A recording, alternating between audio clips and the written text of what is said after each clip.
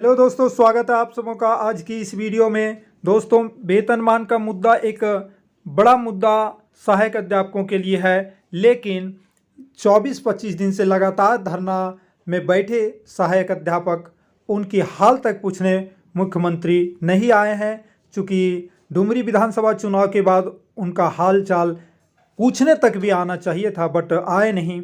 अब सवाल उठता है कि वेतनमान का आधार सहायक अध्यापकों के पास क्या क्या था, ये सभी आप जानते हैं। जेटेट पास हैं और उसके आधार पर वेतनमान मांग रहे हैं। कभी कभी ऐसा सवाल उठ जाता है कि सहायक आचार्य भर्ती उठ रहा था कि जैसे सहायक आचार्य भर्ती में जो 50% आरक्षित सीट है 13,000, उन पर हमें वही वेतनमान देते हुए अस्थायी कर दें। तो सवाल ये उठता है दोस्तों कि हाई कोर्ट ने तो उस नियमावली को ही रोक लगा दी है। फिलहाल समझिए कि वो नियमावली अब रद्द ही हो जाएगी, क्योंकि इतने ही सारे केस उस पर हो गए हैं, इतने ही खामियां हैं और वो वास्तव में खामियां उसमें है और उस नियमावली से अब तो वेतनमान मिलना संभव नहीं है। हालांकि इधर मुख्यमंत्री वादा किए थे उसके अनुरूप अगर कोई वेतनमान निर्धारित करके देना चाहे तो वो दे सकते हैं। एक ही रास्ता बचा हुआ है। रह गई बात कि 2012 नियुक्ति नियमावली के आधार पर जो 50% सीट मिल सकता है, तो दोस्तों मैंने थंबनेल में लिखा है वेतनमान असंभव सा प्रतीत होता हुआ। मैं इसलिए लिखा है ताकि आप इस वीडियो को देखें।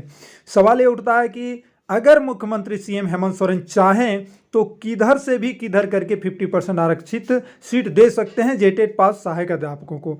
अगर 2012 नियमावली की बात की जाए तो उसमें भी दे सकते हैं, लेकिन जब 2012 नियमावली के तहत अगर सहायक अध्यापकों का काउंसलिंग की बात की जाए तो उसमें सरकार नहीं देगी, इसलिए कि इस पर एक बार नियुक्ति हो चुकी है जेटेट को लेकर, तो उसमें सीधे तौर पर नहीं मिलेगी।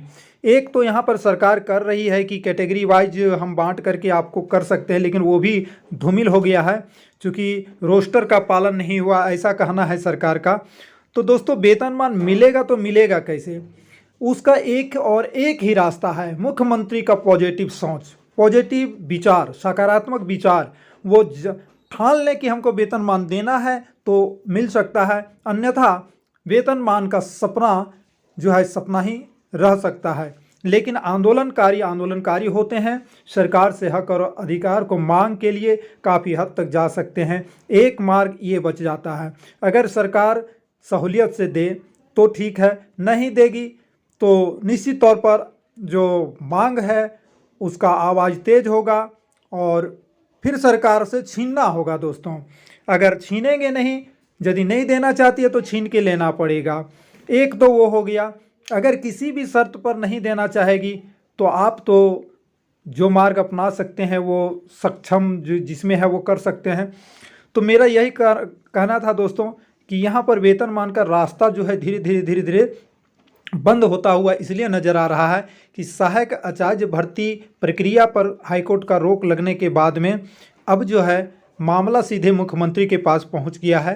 मुख्यमंत्री हेमंत सोरेन जो है इस मामले को जो है इस दीपक को जगाए रख सकते हैं, वेतनमान जैसे दीपक को जलाए रख सकते हैं, उन्हीं के हाथों में है। जय हिंद, वंदे मातरम।